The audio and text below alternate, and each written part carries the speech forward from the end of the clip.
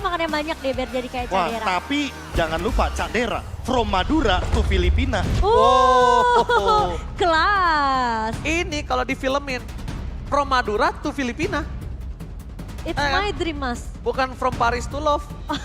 From Paris in love bukan. Tapi udah, kita riset semua Profesor KB. Kita riset juga 2 game yang sudah didapatkan Onyx. Karena kenapa? Kita melihat adanya komposisi yang mungkin akan cukup berbeda di first pick kali ini. Ya, first pick menuju ke arah Onyx. Menandakan bahwa ini dia power yang sudah kita lihat di drafting phase sebelumnya. Bahwa second pick begitu powerful. Begitu bisa membawa banyak fleksibilitas. Terutama untuk Geek Farm itu sendiri. 75% kemenangan dari Geek Farm itu hadir ketika mereka ada di red side. Red side sama dengan second pick. Dan hal tersebut yang membuat Geek Farm kali ini, Coach Erpang terutama, lebih percaya diri untuk berada di second phase-nya. Wah, tapi ini seakan-akan membuka Matilda menjadi kesempatan yang bisa diamankan oleh Onyx di first pick-nya. Karena mereka menutup ke arah Valentina, melepaskan mungkin Rafaela yang nanti bisa juga di-pick oleh Geek Farm. Dan bahkan masih ada Fredrin yang terbuka. Seolah menandakan bahwa kali ini dengan ban terhadap Angela, sisa hero-hero healer seperti Matilda dan juga Rafaela akan bisa diadu. Dan itu dia yang akan terjadi, cloud ban, agar nantinya either way Matilda atau bahkan Rafaela diamankan satu sama lain. Akan 50-50 ini yang kita nantikan.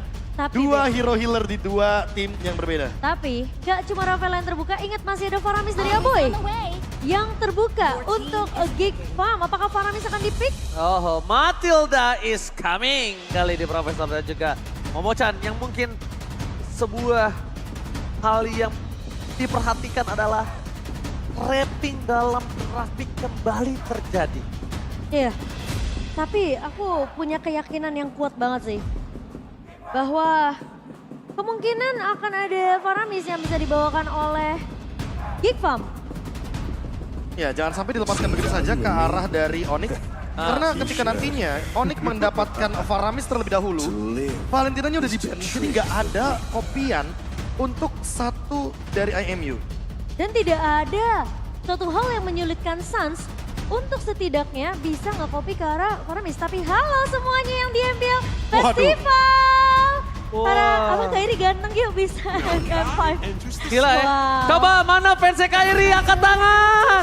Yeay. Oh cewek semua lihat tuh. Sampai di dalam semuanya angkat tangan. Aku juga dong, aku juga dong. Dan ada sebuah kode tadi ya tuh, 7. Apakah Tujuh. kita akan menuju ke game yang ke-7? Wow. Aku menantikan game yang ke-7. Sangat-sangat saya belokkan sekali ya untuk yang barusan. Kan Aku itu menantikan game positive ke-7. thinking. Itu dia. Kita kan butuh game yang seru. Ya makanya kan. Reverse sweep ini bakal jadi topik yang sangat amat Menarik seru loh. karena Menarik dari loh. berbagai macam upper bracket match, bahkan sampai kemarin Betul. final lower bracket kita hampir mendapatkan banyak banget potensial dari reverse sweep comeback. Sampai produser gua di belakang sana bisikin ke kita, aku seneng banget Ji. Game 7 tadi Bersan. Iya, dia karena bilang- gamenya seru banget. Iya. Iya kan? Luar biasa. dia Dia sampai sampai bisikin, bilang, ayo gitu. Ayo aku udah siap. Aku udah siap untuk game 7. Tapi ya tentunya dengan adanya Lilia yang akan menahan hero-hero dive. Seperti adanya Rafaela dan juga Faramis. Ini kemungkinan besar akan menjadi jaminan setidaknya di teamfight dari Onyx. Ini gak terlalu sebahaya kalau memang gak ada magical damage yang bisa nahan, Be. Dan gak cuma itu sih, dengan kehadiran dari Akai dan Lilia, ini akan membuat territorial teamfight dari Geek Farm agak sedikit bubar. Fredrin dan Rafaela serta Faramis yang grouping Nah itu, bisa jadi akan keluar dari area dan Netherrealm. apalagi groupingnya ini dengan adanya efek sisi yang selalu dibawakan sama Nah, Geek. itu masalahnya. Netherrealm ini kan sekarang udah nggak bisa nih. Kalau keluar efeknya diikutin. Mau nggak mau, Ya. ketika terpisah oleh Aboy, Aboynya bakal punya efek sendirian dan itu yang bakal jadi bahaya. Karena artinya Geek Farm semuanya bisa dimakan. Dan immune death dari Netherrealm nggak bakal bener-bener berfungsi secara 100%. Dan lagi-lagi kemungkinan besar Baloy dengan ngebawa mungkin ya Rafaela ini yang di tangan. Menurut aku jadi ngebuat Onyx sebenarnya perlu khawatir dengan mini stun yang dimiliki sama Rafaela. Karena kalau kita ngelihat mereka mengcounter dengan adanya Lilia di sini, ya tentunya dengan adanya Rafaela bisa menjawab itu semua. Tapi lapu-lapu ditutup oleh Onyx. Melihat juga ada Dairot bersama dengan Uranus yang akan ditutup juga dari sisi Geek Farm karena mereka nggak mau landing jauh. Ini bisa didapatkan sama Boots dengan Uranusnya. Wakito masih ada, dari tadi Luke bener-bener berjalan dengan lane jauh, memainkan lane jauh. Dan entah kenapa aku melihat ini adalah pick potensial yang tinggi banget untuk fase yang keempat. Karena agar nantinya Marksman last pick dari Marky menjadi elemen of surprise-nya. Let's go. Oke. Sama satu hal sih yang mungkin aku agak sedikit pertanyakan ini. Dua power di tangan dari Geek Farm loh Momochan. Pramis dan juga Rafaela. Bisa dibilang ini draft dua power yang terbuka dengan aku mencium bau-bau yang tidak baik harusnya untuk kali ini. Trapping draft kembali kah? Kemungkinan bisa terjadi lagi sih. Terisla dan Terisla yang Fredrik.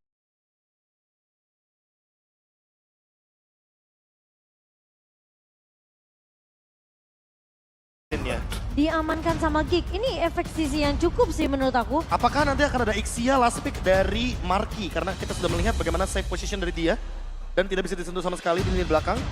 Tapi untuk saat ini karena ada Lilia, yang aku takutkan adalah gameplay flanking dari Suns. Karena kita sudah pernah lihat juga. Pertama kali Suns muncul di timnas Indonesia, dia bermain sebagai mid laner.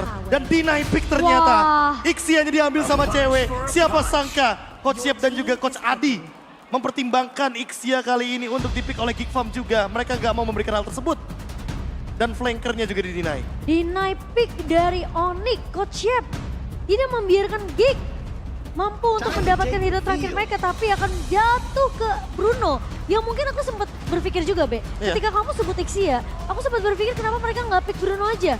Karena menurut aku dengan flying tackle memang bisa menjauhi adanya magic gloom dari seorang Lilia.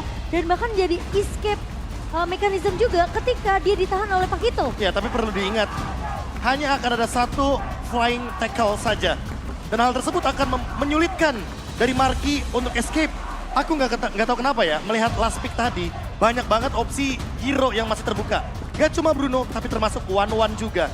Dan kita melihat nantinya di game kali ini, dengan Bruno, Rafaela, apakah aggressive play akan dimunculkan dari teman-teman Geek Farm di early game sehingga membuat cewek kesulitan di laning phase-nya. Malah aku merasa dengan adanya Bruno dan juga plus Rafaela di tangan dari Geek, ini harusnya Marky nggak perlu takut. Ingat, kepercayaan mereka harus udah mulai dikasih lihat di game kali ini. Karena mereka udah ketinggalan 2 poin. Dan gak punya banyak yang waktu yang cukup yang banyak sebenarnya untuk bisa ngejar ketinggalan 2 poin ini. Ketertinggalan 2 poin bukan pertama kalinya untuk Geek Farm. Jadi bahkan mereka masih memiliki asa karena masih belum memasuki match point. Dan bahkan draft power di tangan mereka. So mari kita saksikan antara Onyx juga Geek Farm di game ketiga kali ini. Ngomongin match point, apakah reverse sweep-nya akan terjadi ketika match point didapatkan oleh Onyx? Wow, bisa jadi. 3-0 dan bahkan dibalikan dengan 4-3. Siapa yang menyangka bahwa hal tersebut bisa saja terjadi? Karena terakhir kali kita mungkin melihat serangkaian acara yang M5 itu ada di MCC dan itu sempat terjadi 3-0 jadi 3 sama dan 4-3. Oh, tahan dulu. Sepertinya dari Onyx udah mulai diusir nih dari perkarangan Geek Farm sendiri. Tidak akan dikasih kesempatan terlalu jauh masuk invasi ke area jungle yang dimiliki Geek Farm. Malah Boots juga terkena pressure di area bawah atas ya. Dan bahkan ada weapon master dari Marky. Tujuannya agar bermain dengan deal damage yang lebih tinggi dan juga early game yang lebih pasti. Oke, lihat poking damage dari Suns ketika Aboy mencoba untuk menarik sosok dari Keyboy. Dia poking balas karena dia tidak mau. Untuk kali ini pertukaran damage-nya tidak adil. Di arah top lane kita lihat Boots. Ini hitungannya tidak adil karena Boots berada di posisi yang under kondisi di laning phase-nya Momochan. Ya, dan lagi-lagi Boots harus bisa dapetin space yang cukup banyak, timing yang pas. Kalau memang dia mau potong laning jauhnya nantinya. Karena agak sedikit sulit tentunya ketika berhadapan dengan Terisla di sini. Ya dimana Terisla juga punya kesempatan untuk bisa memotong dari sisi blind spot. Dan bahkan ini jatuhnya ganking ke arah XP lane. Nile ingin memaksa Boots agar tidak mendapatkan level yang keempat di menit yang kedua. Hal ini dengan tujuan agar setup turtle-nya jadi lebih manis untuk Geek Farm. Ya itu mungkin deny rotation yang bakal dilakukan sama Geek Farm. Deny leveling juga, sementara Keyboy udah mulai diharas. Oke, dibalaskan kembali ketika Keyboy tertarik, malah pasukan Geek yang cukup ketar-ketir. Mereka memberikan sedikit pressure yang sangat berat di arah mid lane. Membuat Nile dan juga Kairi berkutat 1 lawan 1. Tapi nampaknya Paulus akan merespon dengan sangat cepat. Ingat, power Nile dengan Fredrina juga harus perhatikan. Kairi di depan sana masih memiliki heavy spin. Penalti shot telah dikeluarkan. Menuju ke arah belakang. Kembali di depan sana, retribution from Kairi. Dengan adanya heavy spin membuat Nile gak bisa bergerak dan bahkan first blood di tangan pasukan Onyx. Memukul mundur pasukan Kickfam, para pasukan dari Kickfam nampak harus merespon dengan mundur, retreat. Karena kalau tidak akan ada korban jiwa lebih banyak Momochan. Onyx benar-benar sabar banget untuk menunggu eksekusinya itu dimulai dari Gifam dulu, Prof. Ketika dengan adanya satu buah penalty zone dan juga dari Nile benar-benar mengusir atau mencoba untuk menumbangkan Kairi, itu digagalkan begitu saja. Oke, tersisa 2 caster yang percaya Geekfam bisa mendapatkan poin di game ketiga kali ini, Profesor. Kami butuh Cinderella story dari Geek Farm dan itu yang mungkin akan kita saksikan nanti di game yang ketiga. Namun untuk saat ini dengan setup turtle yang begitu indah, heavy spin yang begitu ciamik, aku merasa Onyx masih terlalu kuat di setup turtle yang pertama. Mematahkan ekspektasi kita bahwa Nile dengan Fredry-nya akan lebih galak. Namun Marky out of nowhere dia sudah selesai dengan Hasklaw. Menit yang ketiga kali ini membuat Onyx harusnya lebih memperhatikan juga gold lane-nya. Walaupun mereka memenangkan match up di RXP lane. Targeting untuk 2 menit ke depan akan kita saksikan ketika Turtle lagi dan lagi harus hadir di area XP lane. Tapi apakah Onyx akan jadi ibu tiri yang biasanya berkuasa di ceritanya Cinderella, tapi kali ini Boots? Oke, Boots masuk terlalu dalam dan Paloski hampir ter-takedown. Untungnya, Seeking Eagle-nya tidak mengarah ke arah Paloski. Dan itu menyelamatkan Paloski dari takedown yang akan dilakukan oleh para pasukan tim Onyx. Karena takedown yang akan terjadi, ini cukup berbahaya. Melihat dari bottom lane, Marky benar-benar tersiksa. Heavy speed bahkan telah dikeluarkan di dalam following damage dan Apoy mengeluarkan flickernya untuk menyelamatkan Marky. Suns memberikan covering up, membuat para pasukan dari Kickfam gak bisa masuk lebih dalam lagi menuju ke arah pasukan dari tim Onyx. Wah, itu cover yang begitu bagus dari seorang Apoy, tapi Skiboy masih mau lebih kah? Kalau misalnya mau lebih, tandanya dia akan kehilangan dirinya. Karena memang asal damage ada, tapi mereka tidak akan bisa menahan damage dari sosok turret. Menurut aku agak terlalu beresiko mengambil risiko yang besar ketika mereka tahu lawan mereka adalah Rafaela. Punya Holy Healing dan bahkan mereka masuk sampai turret yang kedua. Tapi Kairi? Oke, Kairi memancing Nile ke dalam pit lord. Keluar dengan press ward-nya. Tidak berhasil mendapatkan Kairi. Luka di depan sana pun masih bertahan, tapi 2 versus 3 nampaknya tidak bisa dipendung. Kehilangan Kairi, tidak ada power of retribution. Dan Nile kali ini memiliki free terhadap retribution yang dia miliki. Dia tinggal tenang, dia tinggal sedikit demi sedikit untuk memberikan damage terhadap Turtle. Dan dia akan mendapatkan Turtle kedua. Membuat Onyx tidak bisa memiliki perfect Turtle adalah sebuah jawaban untuk menghentikan dominasi di arah gold lane yang Momochan. Ya, harus berbagi satu turtle untuk satu antara Gifam dan juga Onyx. Yang dimana memang Profesor KB, strateginya Onyx udah kelihatan jelas. Mereka harus benar-benar minoring pergerakannya Onyx supaya Gifam ini punya celah yang banyak untuk dapetin objektif turtle. Oh, atau jangan-jangan membiarkan Kairi tumbang terlebih dahulu. Free dari turtle-nya agar nantinya free juga untuk Nile mendapatkan retribution tanpa adanya kontes sama sekali. Hal itu yang terbuka dari Geekfam di turtle yang kedua. Dan hal ini juga yang perlu dicatat dari Geekfam. Apakah all in menuju ke arah Kairi adalah jawaban? Semenjak jauhnya Kiboy ketika dia melakukan babysit ke arah cewek. Sebenarnya itu udah kejadian, Be. Di game yang pertama tadi juga sempat terjadi. Karena makanya pertukaran turtle-nya jadi 1 untuk 1 kan pas dari turtle yang kedua. Tapi seperti Kiboy menahan Nile bersama dengan Boots, tapi tidak akan terlalu overextend. Oke, terlalu overextend itu bahkan menjadi titik balik di mana Nile bisa dimakan kembali. Dan bahkan kita melihat Lionel Suns kembali melakukan gocekan mautnya. Di balik itu semua damage dari Suns terlalu besar, tidak bisa dibentuk kembali oleh seorang Apoy dan bahkan harus mengeluarkan Nano Run-nya. Kairi masih bertahan dengan ada heavy spin, luka penalty zone-nya hanya mendapatkan cewek. Dan bahkan tidak ada sedikit pun chance untuk bisa menangkap cewek. Guiding Wind memanggil dengan sangat mudah. Cewek bisa pulang, tidak ada korban jiwa. Bahkan Geekfam kehilangan seluruh sword skill-nya. Wah, Terizla dari Luke ini benar-benar fokus banget untuk nge-cut semua laning jauhnya. Aku merasa Onyx mereka harus sudah mulai memperhatikan pergerakan dari Luke ini. Mungkin itu bisa jadi salah satu strategi di mana Onyx mereka mau patahin setidaknya tim fight-nya bakal jadi 4 lawan 5 kalau mereka temuin Luke. No.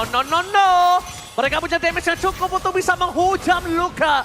Luka nggak boleh men-trigger Netherrealm Apoy. Kenapa? Karena mereka membutuhkan di saat turtle berikutnya ada Momochan dan juga Profesor. Ya, tapi jangan lupakan juga bahwa combo dari full barrage dan juga satu Garden Wing ini akan menggeser sedikit area of effect dari Ixia dan itu yang sering kita saksikan. Jadi posisi dari cewek bakal safe banget di belakang sehingga nantinya akan ada dash tambahan agar Ixia damage-nya menggapai lini belakang. Alright, Kiboy? langsung ada Shaking Eagle menabrak Nile. Mempoking mundur Nile dan bahkan Nile memilih untuk reset. Dibandingkan dia harus kehilangan jiwanya, kehilangan purple buff-nya, dominasi laning-nya. terlalu banyak snowballing ketika turtle ini dipaksa untuk didapatkan oleh pasukan Geek Farm. Apakah Stirling Eagle yang tadi sempat dibahas sama Profesor KB ini benar-benar jadi pengganti flicker yang bisa nge-support ceweknya untuk pindah ke lokasi yang dibutuhkan? Ya, sehingga dari Geek Farm akan sangat sulit untuk menggapai lini belakang. Walaupun kita sendiri lihat bahwa Nile sekarang bener-bener tanky banget di lini depan, tapi nggak semudah itu untuk menumbangkan dari sisi lini belakangnya Onyx itu sendiri. Heavy spin dari Kairi mencoba mendapatkan Nile di balik sana, bahkan Nile tidak bisa diselamatkan. Aboy terlalu jauh, Boots menggunting. Lihat, deny rotation yang dilakukan oleh para pasukan dari Geek Farm. Terjadi akibat Boots terlalu strong, bahkan damage-nya terlalu besar. Holy Healing telah dikeluarkan, Boots masih melakukan sedikit casing. Akhirnya direspon lagi dan bahkan ini dia full lebaran. With Guiding Wind, membuat cewek berada di garis tepat. Damage yang telah diberikan membuat Luke gak bisa bertahan kembali karena lihat pasukan Onyx too strong.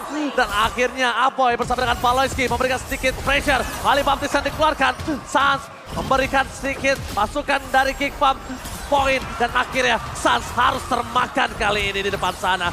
Karena tidak ada lagi jalan pulang. Sans dan juga cewek. Untungnya Luka semakin tipis, darahnya semakin tebal Momochan. Sepertinya agak terlalu memaksakan ketika memang ada full barrage yang dibuka sama cewek dan di follow up dengan adanya cover dari seorang Kiboy, Be. Aku sangat setuju, tapi dengan flickernya itu loh. Cewek sudah mengeluarkan flickernya, jadi dia nggak bisa escape ke belakang. Iya. One dimensional play dari Onyx membuat harusnya Ixia di sini bisa bermain lebih safe, tapi ternyata dia yang menyerahkan dirinya sendiri kepada kawanan dari Geek Farm, terutama untuk Aboy. Dengan magic damage yang sangat tinggi ketika dia menggunakan Ghost Bustler, connect 2-3 pemain, itu damage-nya akan sangat memantul dan bisa multiple damage yang connect. Aku merasa ini Onyx targetingnya kayak harus udah mulai berubah deh. Gak bisa ke arah Marky, gimana mikirin caranya mereka bisa punish Aboynya dulu. Atau bahkan Baloynya dulu. Karena kalau aku lihat dari tadi, Baloyski punya Flash of Justice dan kali ini Luke benar-benar akan membuka teamfight di top lane. Bahkan lihat Luke-nya udah ngebuka dan dapetin satu turret itu cukup percaya diri. Melihat itu semua pasukan dari Geek Farm, mereka dengan ada 4 orang di arah top lane, tandanya Nile versus everybody. Kali ini di arah Lord, mampukan Nile melakukan take over terhadap Lord yang dimiliki dari salah seorang Kairi. Upper Sword dikeluarkan dan bahkan retribution from Kairi. Langsung ada heavy spin. Counter setup dimiliki dari Kiboy. Damage yang masih belum cukup didapatkan karena masih ada Holy Healing dari sosok Paloyski menyelamatkan para pasukan dari Geek Farm. Again and again, sang Kapten Paloyski bakal coba untuk membawa mundur para pasukan dan Luka mematahkan itu semua. Dia mau team fight, penalty zone-nya for offensive. Aboy udah gak punya lagi Nether Realm. Dan untungnya masih ada Holy Healing save the day from Kapten Paloyski. Wah, dimana tadi KB sempat nge-mention nama Balo ini harus menjadi prioritas target dari Onyx. Malah aku merasa Aboynya harus diculik dulu. Karena dengan adanya Netherrealm ini benar-benar sangat mengganggu semua resource utility yang udah dikeluarkan sama Onyx untuk ngepanis satu pemain dari Geek Farm. Ya, tapi siapa sangka bahwa Kairi memisahkan Netherrealm tersebut. Nah itu. Jatuhnya Aboynya ini kayak bukan jadi problem. Oke, nggak masalah Faramisnya dikasih ke Aboy. Tapi lagi-lagi Kairi melakukan outplay dengan Netherrealm yang terpisah. Oke, di arah bottom lane, lihat Paloyski bakal coba untuk membantu Luke bertahan hidup dengan ada Plexus. Membuat Sans masih bertahan di depan sana dan bahkan di depan para pasukan Geek Farm. Kairi membuka badannya, heavy spin dikeluarkan. Masih ada satu buah perlindungan escape mechanism yang membuat Kairi bertahan dari sisi Geek Farm. Tapi lihat, laning mereka berjalan dengan mulus. Mereka berjalan dengan lancar Momochan. Nah, ini mungkin efek sisi juga yang dimiliki sama Geek Farm. Kiboy menabrak ada 2 pemain dan Nile. Oke, Nile kayaknya dia terlalu masuk, terlalu dalam. Dan Netherrealm gak bakal bisa menyelamatkan dirinya dengan ada full barrage yang telah dikeluarkan. Nile gak punya jalan pulang, nowhere to run. Double kill didapatkan oleh para pasukan dari Onyx. Bahkan Aboy sendiri pun harus mengeluarkan flickernya untuk menyelamatkan diri dari pasukan Onyx yang benar-benar ganas. Ganyang yang terjadi di arah mid lane ini akibat dari full barrage plus Guiding Wind. Wow, dan bahkan lihat Baloy juga tumbang. Dan sementara Aboy gak punya Netherrealm lagi. Ini harus benar-benar ditahan sama Geek Farm Onyx. Dengan permainan yang sabar, mereka cari targeting yang pas. Mereka gak terlalu berfokus sama Marky karena ketika Marky terpisah di area atas itu udah jadi tugasnya Boots. Dan lihat bagaimana gerakan dari teman-teman Onyx ketika Baloynya termakan. Lini belakangnya jadi nggak ada yang benar-benar bisa menyelamatkan Geek Farm. Aboy sekalipun nggak tumbang, tapi Netherrealm-nya jadi useless karena lagi dan lagi dipisahkan oleh ruang teamfight yang begitu luas oleh Onyx. Full barrage, knockout strike, dan bahkan berkali-kali kita melihat bagaimana gerakan dari Marky yang tidak bisa melakukan deal damage karena terzoning out satu ultimate full barrage. Oke, Sebenarnya tadi gue pengen bacain tuh ada tulisan di kertas tapi terlalu jauh. Mata gue nggak kebaca, maaf ya kakak. Tapi yang pasti kita bakal lihat Momo-chan ini ya akan ada pertempuran yang cukup berat di arah Lord harusnya. Aku nunggu momentum Luke sih sebenarnya. Oke. Aku benar-benar nunggu momentum satu penalty zone-nya Luke dan mungkin Oke. Kick yang bakal buka. Tapi Sat sudah gak ada lagi Black Shoes. Dan nampaknya Kaidin Win mampu kan nyelamatin Sat. Wow. Sat still survive. Say thanks to Kiboy. Di balik sana, para pasukan dari Geek Farm sedikit diperhentikan pergerakan dengan adanya knock up yang dimiliki dari Seeking Eagle. Para pasukan dari Geek Farm mereka bertarung dengan adanya 5 versus 2. Dan akhirnya menunjukkan batang hidungnya cewek di depan sana. Kairi standby on possession. Nile masih memberikan badan dan bahkan penalti zona membuat Kairi gagal mendapatkan retribution. Nile memainkan dengan sangat baik tapi lihat Tony Hawk terjadi terhadap seorang cewek membuat Nile tidak bisa di cover. Dua hilang dengan adanya Lord sekalipun. Mereka bisa memainkan dengan ada potensi di area mid lane.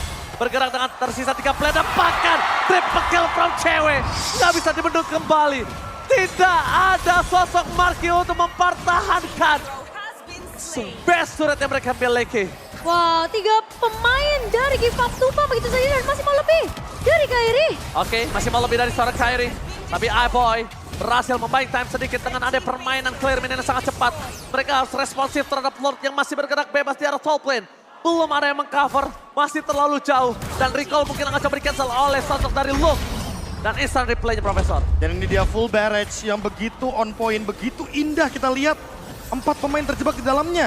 Dan bahkan ceweknya terbang dong dengan satu buah Gunwing yang begitu on point. Baloyski tumbang, gak ada cover bagi Geek Farm. Dan hal ini yang lagi-lagi harus aku mention Cimomo, bahwa front line sepertinya adalah tujuan dari Geek Farm yang harus ditumbangkan sejak awal game. Tapi Suns, Oke, lagi-lagi Suns yang ngebuka. Ini udah 2 kali terjadi bertubi-tubi. Bahkan Geek Farm di sana, mereka selalu termakan dengan pergerakan Suns yang gak punya verify. Yang hanya mengandalkan Black Shoes dan juga sprint. Lihat, Suns kali ini udah 7 assist yang dilakukan karena Kate yang terjadi di team fight beberapa belakangan. Kalau Onyx udah tahu targeting mereka ke arah Baloy atau ke arah Aboy, sekarang Geek Farm yang perlu tahu target